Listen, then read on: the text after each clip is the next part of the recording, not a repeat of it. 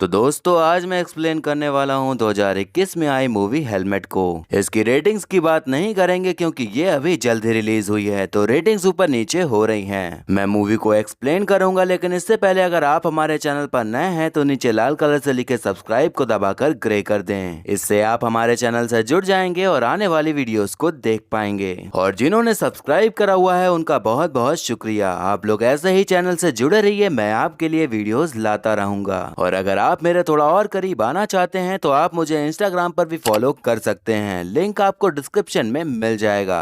तो मूवी की शुरुआत में हम एक आदमी को देखते हैं जो कि नेशनल एड्स अवेयरनेस प्रोग्राम का हेड होता है और वो अपने एम्प्लॉयज को समझा रहा होता है कि हमें कैसे भी करके लोगों के बीच कॉन्डोम के प्रति जागरूकता फैलानी होगी। एक एम्प्लॉय कहता है कि हमने पिछली बार जो सर्वे किया था उसमें घर घर जाकर कॉन्डोम फ्री में दिए थे, लेकिन किसी ने भी नहीं लिया, बल्कि एक दद्दू ने अपनी छतरी से मारकर भगा भी दिया। हेड कहता है कि हमें यही सब चीजें तो बदलनी है, इसलिए अब तुम लोग एक और सर्वे करने के लिए जाओगे। इस सर्वे में तुम्हें घर घर जाकर सबसे पूछना होगा कि वो कॉन्डोम इस्तेमाल करते हैं या नहीं। अब इस सर्वे के लिए सभी लोग मना कर रहे होते हैं क्योंकि उन्हें पता था कि जो पिछले सर्वे में उनके साथ हुआ था वही फिर से होने वाला था, और इंडिया में किसी इंसान से कॉन्डम के बारे में पूछना तो और भी ज्यादा घातक काम था। लेकिन उनका बॉस उनकी एक भी नहीं सुनता और सबकी टीम बनाकर सर्वे के लिए भेज देता है। वो सभी लोग घर घर जाकर पूछताछ करने लग जाते हैं, लेकिन होता वही है जो उन्होंने सोचा था। कॉन्डोम का इस्तेमाल करने का सवाल सुनते ही लोग आग बबूला हो जा रहे थे और सर्वे करने वालों को मार पीट कर भगा दे रहे थे।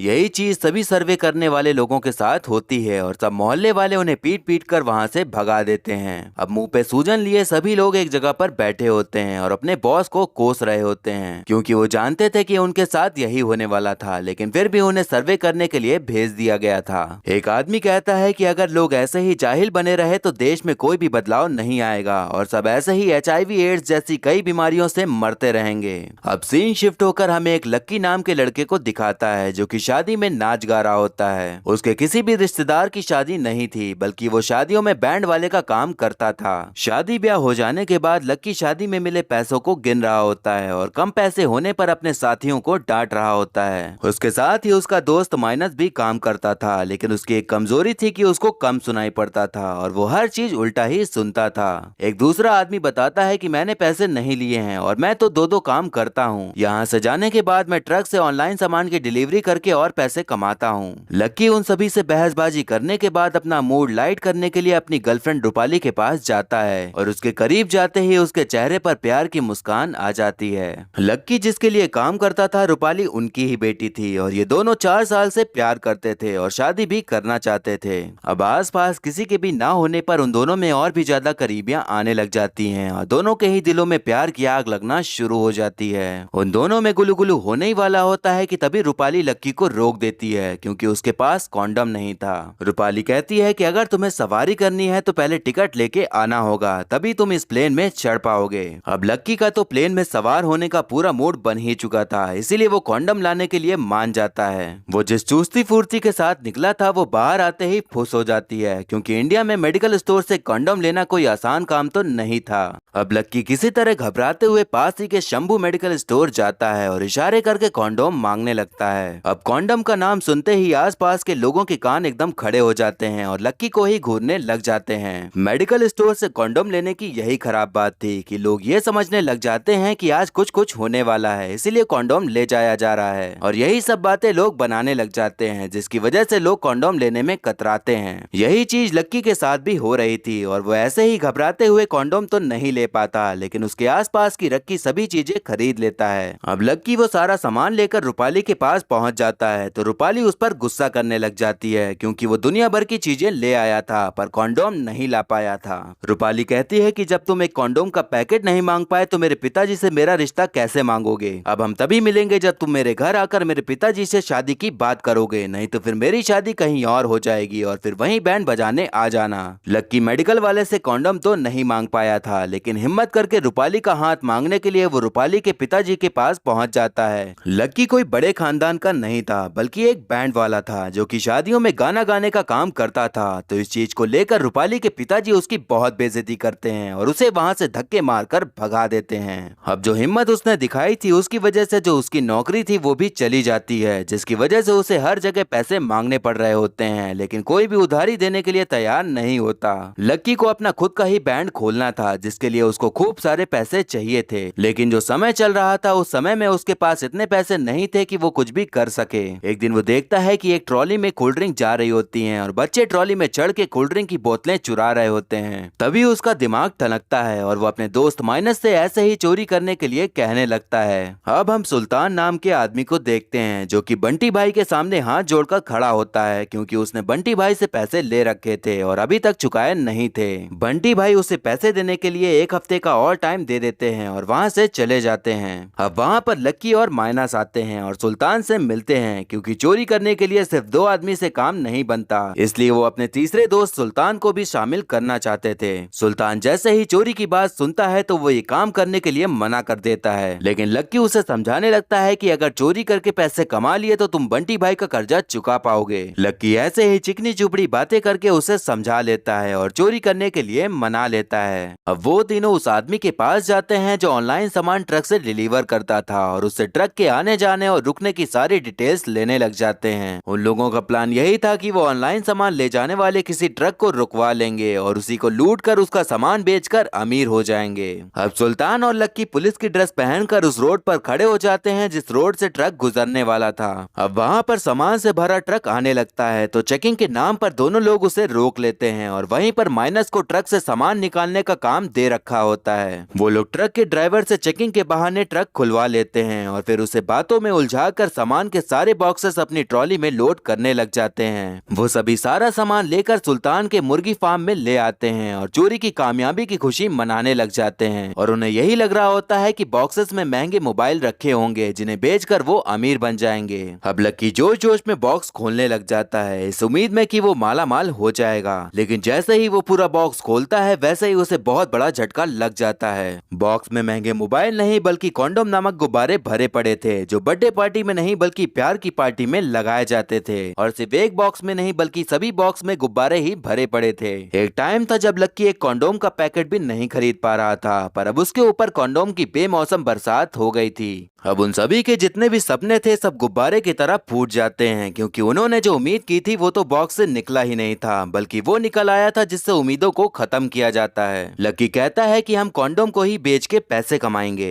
अब वो लोग प्लान बनाते हैं कि वो कुछ कॉन्डोम के पैकेट लेकर शंभू के मेडिकल स्टोर जाकर बेचेंगे। अगले दिन वो सभी लोग मेडिकल स्टोर पहुंच जाते हैं, लेकिन उनके अंदर अभी भी डर भरा हुआ था, क्योंकि कॉन्डोम चोरी के थे। ऊपर से अगर ये बात फैल जाती कि वो कॉन्डोम बेचते हैं तो बदनामी अलग होती। लक्की मेडिकल स्टोर जाने से पहले हेलमेट पहन लेता है और फिर शंभू के पास जाता है ताकि वो उसे पहचान न सके। लक्की शंभू से कहता है कि मैं कॉन्डोम बेचने के लिए आया हूँ और 120 का पैकेट सिर्फ 60 रुपए में बेच रहा हूँ। शंभू अब उससे सवाल करने लगता है कि आधे दाम में कौन सी कंपनी कॉन्डोम बेच रही है और ये हेलमेट क्यों पहना हुआ है। लक्की को ज्यादा कुछ समझ नहीं आ रहा होता तो वो बोल देता है कि हमारी कंपनी का नाम ही हेलमेट है, इसलिए हमारी पॉलिसी है कि हम हेलमेट पहन के ही कॉन्डोम बेचते हैं। लक्की की सारी बातें सुनने के बाद शंभू कॉन्डोम लेने से मना कर देता है और कहता है कि हमारे पास पहले से ही स्टॉक पड़ा हुआ है, क्योंकि कोई भी लेने ही नहीं आता, इसीलिए तुम अपने पास ही रखो। अब यही बात लक्की सुल्तान और माइनस को बताता है तो सुल्तान गुस्से में एक पैकेट फेंक देता है। वो दोनों फिर नोटिस करते हैं कि जो कॉन्डोम का पैकेट फेंका गया था वो आदमी चुपके से उठाकर लेके चला जाता है। तब उन तीनों को समझ आता है कि कॉन्डोम सबको चाहिए, लेकिन दुकान पर लेने कोई नहीं जाता। वो लोग आपस में ही इस चीज को समझ ही रहे होते हैं कि तभी वहाँ पर रूपाली आ जाती है। अब रूपाली के सवाल करने पर उन्हें सब कुछ बताना ही पड़ता है कि उन्होंने कॉन्डोम बेचना शुरू कर दिया है और ऐसे ही करके वो पैसे कमाएंगे, लेकिन वो उसे ये नहीं बताते कि कॉन्डोम चोरी करके आए हैं। लक्की अब सबको बताता है कि कॉन्डोम हर किसी को चाहिए, लेकिन वो लेने से घबराते हैं क्योंकि दुकान वाला उनको जानता है, और अगर नहीं भी जानता है तो उसे पता चल जाता है कि आगे क्या होने वाला है, इसीलिए कोई भी दुकान जाता ही नहीं है। अब वो अपना प्लान बताता है कि हम कॉन्डोम डायरेक्ट लोगों को ही बेचेंगे और हमारी पहचान किसी के सामने ना आए, इसीलिए हेलमेट लगाकर बेचेंगे। अब हम देखते हैं कि एक नाई की दुकान वाले से उसकी बीवी लड़ झगड़ रही होती है, क्योंकि उसके बहुत सारे बच्चे हो गए थे और इसी के चलते उनमें लड़ाई हो रही थी। अब लक्की का उसी वक्त दिमाग चलता है और समझ जाता है कि ऐसे ही लोग उसके ग्राहक बन सकते हैं। अब वो हेलमेट पहनकर नाई वाले आदमी के पास पहुंच जाता है और उससे वो सभी बातें करने लगता है जिससे कि कॉन्डोम बिक सके। वो कहता है कि आपके और भाभी जी के बीच बहुत टाइम से कुछ हुआ नहीं है, इसीलिए आपके अंदर बहुत सारी फ्रस्ट्रेशन भर गई है, इसीलिए उसको कहीं से तो निकालना ही पड़ेगा और अपनी फ्रस्ट्रेशन निकालने के लिए आपको इसकी जरूरत पड़ेगी। इससे ना बच्चा होगा ना कोई बीमारी होगी और लॉन्ग लास्टिंग होने की वजह से कार्यक्रम भी लंबा चलेगा। अब लक्की उसे ट्रायल के तौर पर एक पैकेट देकर चला जाता है। रात होने पर नाई वाला आदमी अपनी बीवी से चिपका चिपकी करने लगता है, लेकिन उसकी बीवी उसे मना करने लगती है। आदमी तब कॉन्डोम का पैकेट दिखाता है और कहता है कि ये चीज हमें एक फरिश्ते ने दी है और इसको इस्तेमाल करने पर कार्यक्रम भी लंबा चलेगा और हमारे बीच जो दूरियां हैं वो एकदम खत्म हो जाएंगी। अब उसकी बीवी उसकी बातें सुनकर मुस्कुराते हुए अपने पति को खुद की गहराइयों में उतरने के लिए हाँ कर देती है। फिर दोनों ही प्यार की गहराई में चले जाते हैं। अगले दिन जब आदमी उठता है तो उसके चेहरे पर खूब बड़ी सी मुस्कान होती है और उसका मूड एकदम फ्रेश नजर आ रहा होता है। उसके और उसकी बीवी के चेहरे से लग रहा होता है कि जैसे वाकई में कार्यक्रम लंबा चला हो और दोनों को वो मिला हो जो वो चाहते थे। अब लक्की फिर से उसके पास पहुंच जाता है तो आदमी अपना सारा एक्सपीरियंस उसे बताने लगता है। लक्की उससे कहता है कि हम आपको 100 पैकेट 60 रुपए में देंगे, फिर आप उसको चाहे जितने में बेचिए और बाकी सबका भी फ्रस्ट्रेशन दूर करिए। आदमी ऐसा करने के लिए तैयार हो जाता है और उन दोनों में एक डील पक्की हो जाती है।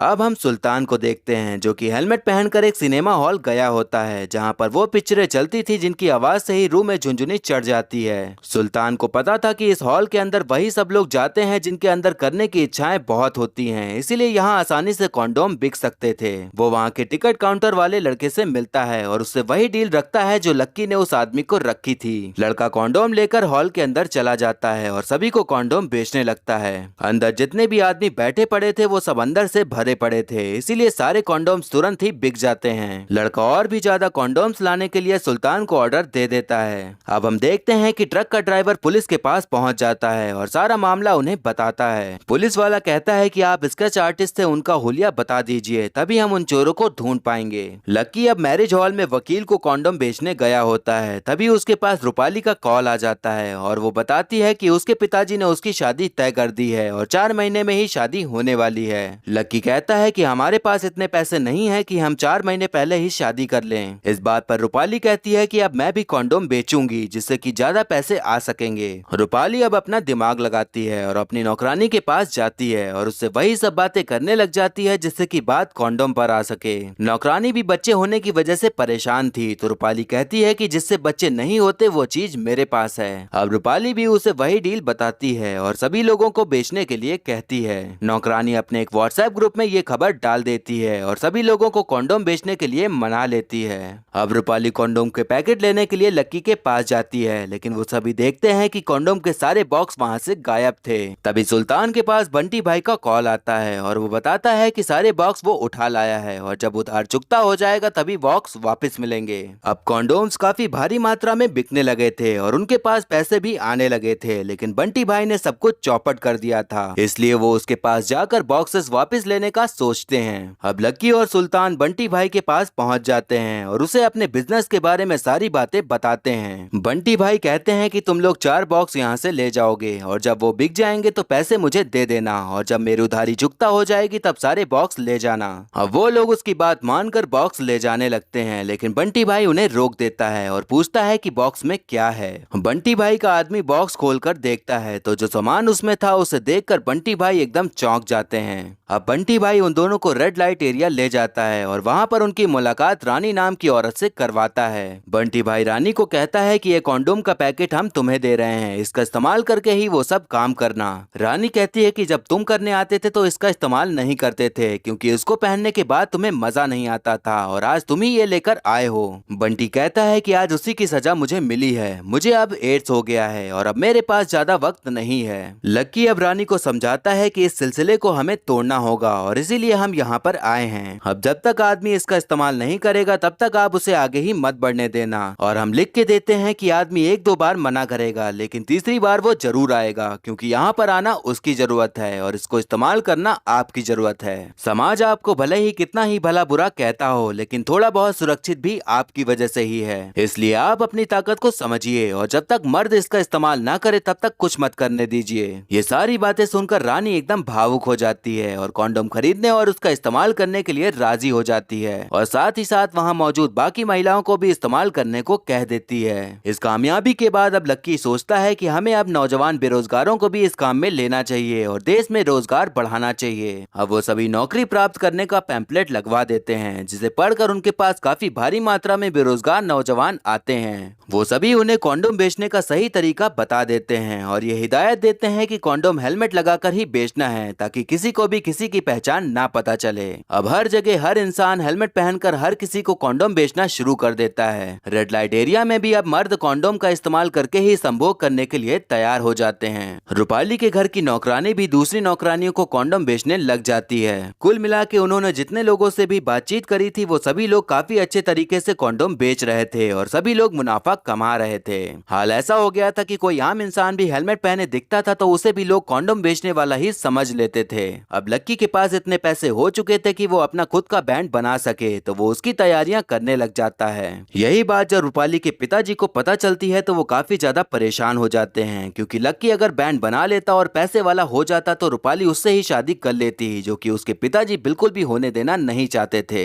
अब हम देखते हैं कि नाई की दुकान पर वही आदमी आता है जो ऑनलाइन सामान का ट्रक चलाता था। नाई की दुकान वाला आदमी उससे भी फ्रस्ट्रेशन दूर करने की दवा बताने लगता है। तभी आदमी ऑनलाइन सामान का बॉक्स देख लेता है। उसे समझ आता है कि नाई की दुकान वाले ने ही चोरी की है तो वो उसे पुलिस के हवाले कर देता है। पुलिस की थोड़ी बहुत खातिरदारी के बाद वो सब कुछ उगल देता है। तब पुलिस उससे फोन करवा के उन सभी को एक जगह पर बुलाने को कहती है। आदमी लक्की को फोन करके उससे और बॉक्स मंगवाने को कहता है, लेकिन लक्की को जरा भी भनक नहीं लगने देता कि उसे पुलिस ने पकड़ लिया है। अब कॉन्डोम का बॉक्स लेकर सुल्तान और माइनस आदमी की बताई जगह पर पहुंच जाते हैं, लेकिन वहां पर पुलिस आ जाती है और उन्हें धर दबोचती है। वहीं लक्की अपने नए बैंड के समारोह में खुशी से नाच गा रहा होता है, जहां पर रूपाली और उसके पिताजी भी आए होते हैं। तभी वहां पर पुलिस सुल्तान और माइनस को लेकर आ जाती है और रूपाली के पिताजी को सारी बातें बता डालती है। अब पिताजी को सारी बातें सुनकर बड़ी खुशी होती है क्योंकि अब लक्की तो चोरी के इल्जाम में जेल जाने वाला था और उसकी बेटी से शादी नहीं होने वाली थी। पिताजी स्टेज पर चढ़ जाते हैं और लक्की के बारे में भला बुरा कहने लगते हैं और उसकी भरी भीड़ में भयंकर बेइज्जती करते हैं। रूपाली को हर चीज पता थी, लेकिन उसे ये नहीं पता था कि उन्होंने चोरी करके ये सब काम किया था, इसीलिए उस वक्त वो कुछ भी नहीं बोलती। अब लक्की, सुल्तान और माइनस को पुलिस गिरफ्तार करके लेके चली जाती है।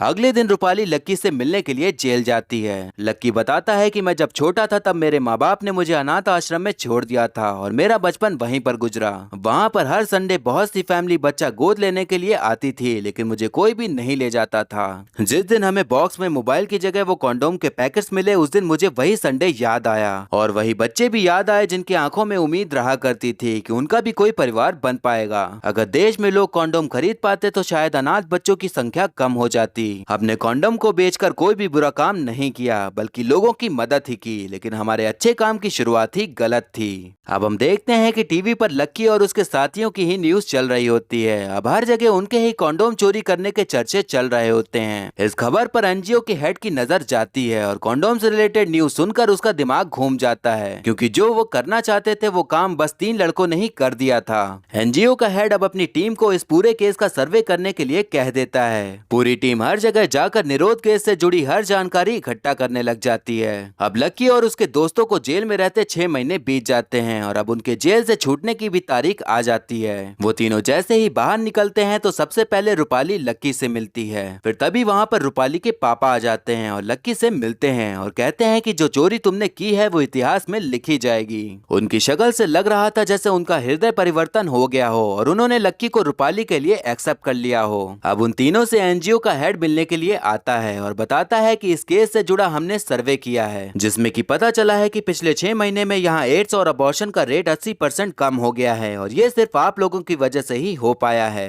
सरकार हर साल कॉन्डोम अवेयरनेस के चलते करोड़ों रुपए खर्च करती है ताकि लोगों के अंदर कॉन्डोम खरीदने का जो डर है वो निकल पाए, लेकिन फिर भी कोई भी बदलाव नहीं आता। लेकिन आप लोगों ने जो किया है उससे चमत्कार ही हो गया है। अब वो सभी लोग जेल से बाहर निकलते हैं तो बाहर का नजारा देखकर एकदम भौचक्का हो जाते हैं। जेल के बाहर हजारों लोगों की भीड़ हेलमेट लगाए उन सभी का सपोर्ट करने के लिए खड़ी हुई थी। लक्की उन सभी से कहता है कि अब आप सब अपने हेलमेट उतार दीजिए और खुलकर कॉन्डम बोलिए। वहाँ खड़ी भीड़ अपने हेलमेट उतार देती है और दिल खोलकर बिना किसी से डरे या घबराए जोर जोर से कॉन्डम कॉन्डम चिल्लाने लग जाती है और ये प्रूव कर देते हैं कि कॉन्डम कोई गलत शब्द नहीं है, बल्कि कॉन्डोम ही ऐसी चीज है जो गलत होने से रोक सकता है। और इसी मैसेज के साथ मूवी यहीं पर खत्म हो जाती है।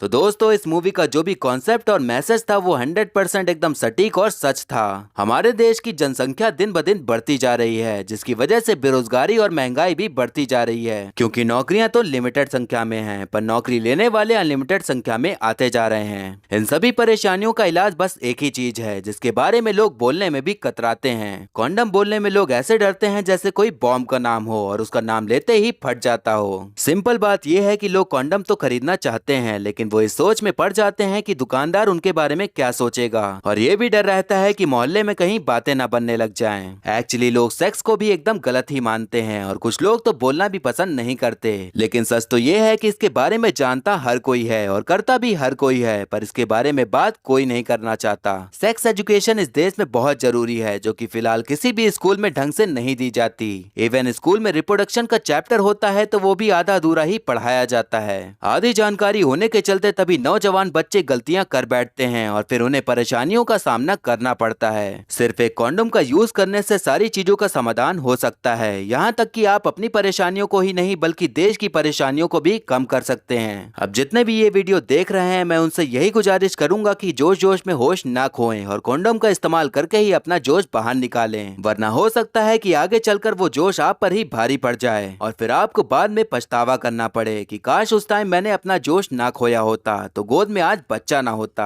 और मेरे जितने भी नौजवान सब्सक्राइबर हैं मैं उनसे यही गुजारिश करता हूं कि प्लीज आप लोग जब भी इंटीमेट हो तो कॉन्डोम का यूज जरूर करें, नहीं तो आप भी जानते हैं कि कुछ भी भूल चूक हुई तो उसका अंजाम क्या होता है। ये रिक्वेस्ट लड़कों से ही नहीं बल्कि लड़कियों से भी है, क्योंकि कुछ भी गड़बड़ होने पर लड़कों का पेट नहीं फूलता है। आप समझ ही गए होंगे कि क्या कहना चाह रहा हूं मैं। तो ये था एक्सप्लेनेशन हेलमेट मूवी का। आपको मूवी और मेरा एक्सप्लेन करना कैसा लगा ये कमेंट करके जरूर बताइएगा, और ऐसे ही आने वाली वीडियोस देखते रहने के लिए हमारे चैनल को सब्सक्राइब करें और बेल आइकन दबा दें, जिससे कि आपको नई वीडियोस की नोटिफिकेशन मिल जाएगी। आप चाहें तो हमें इंस्टाग्राम पर भी फॉलो कर सकते हैं, लिंक आपको डिस्क्रिप्शन में मिल जाएगा। और वीडियो अच्छी लगी हो तो लाइक जरूर करें, आपके लाइक और कमेंट से मुझे और भी वीडियोस बनाने का मोटिवेशन मिलता है। तो मिलते हैं नेक्स्ट वीडियो में, तब तक के लिए टाटा बाय बाय और नमस्ते।